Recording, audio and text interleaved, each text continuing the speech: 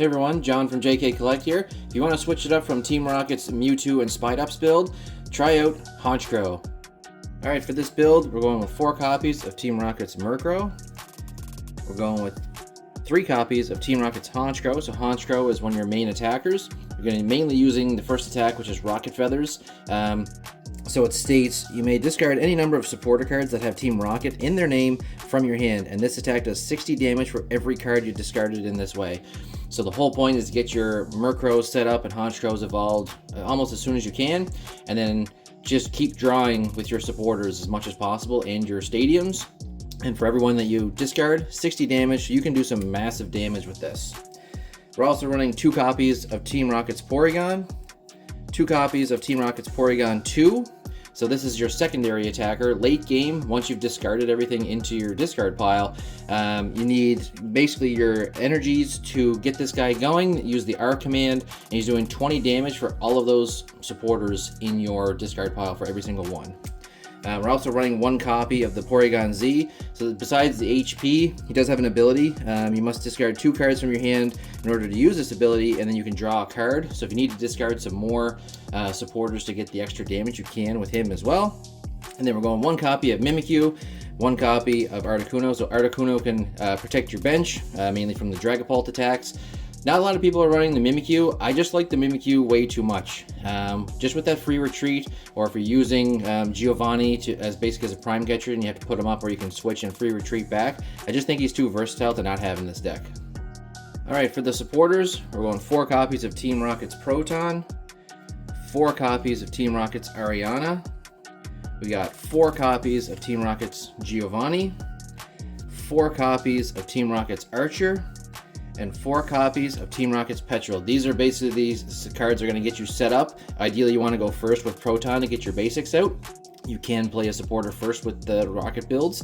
And then Ariana is your main draw. Giovanni is your prime catcher to switch out their active with the bench and your active with the bench. Archer is basically almost like a new Iono. If you get something knocked out though, you can play him, shuffle your hand into your deck, you draw 5, they draw 3. And then Petrel, one of the most versatile ones there is. You can search your deck for any trainer card you want and go from there.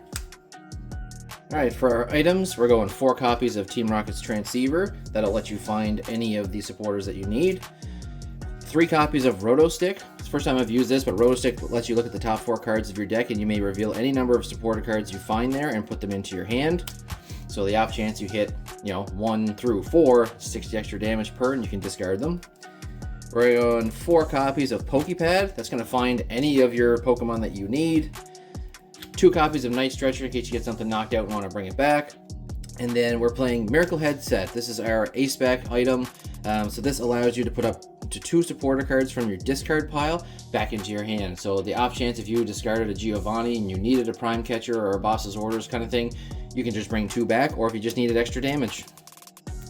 For the stadium, we're running 4 copies of Team Rocket's Factory. So anytime you play a supporter or a Team Rocket supporter during your turn, as long as Factory is up, you can draw 2 more cards. The main goal here is usually you try to play Ariana. So if you have all Rocket's Pokemon down, Ariana lets you draw up to 8 cards in your hand. So if you can get it down to only a couple of cards or even 4 cards, you can still draw 4, and then with the Factory, draw 2 more. For the energies, we're running 4 copies of Team Rocket's energies. Now these do provide either 2 dark or 2 psychic at the same time. So the Honchkrows only require this to get Rocket Feathers going. And then late game, you're going to have 4 copies of Ignition Energy. Now Ignition Energy does provide 3 colorless energies. So basically this is attached to one of your Pokemon discarded at the end of your turn. But you can run the Honchkrows or the Porygons with this. So you just have to make sure it's worth it, because at the end of the turn it's getting discarded. Alright, and that is the breakdown of Team Rocket's Honchkrow. I played it again last night at local league and ended up going 3-0 again, which was awesome, just to get some more practice and stuff with it. Ended up 3rd overall, I believe out of almost 20 people, which was great. But yeah, very versatile. I would argue that Mewtwo Spidops is a little more versatile because they hit for different weaknesses. You have a little bit more of abilities. The Honchkrow is definitely I find an all or nothing deck.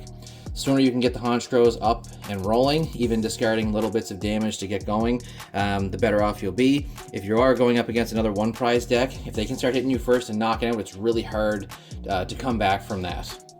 But overall, still a really fun deck, and if you want to try something different, definitely recommend Team Rocket's Honchkrow.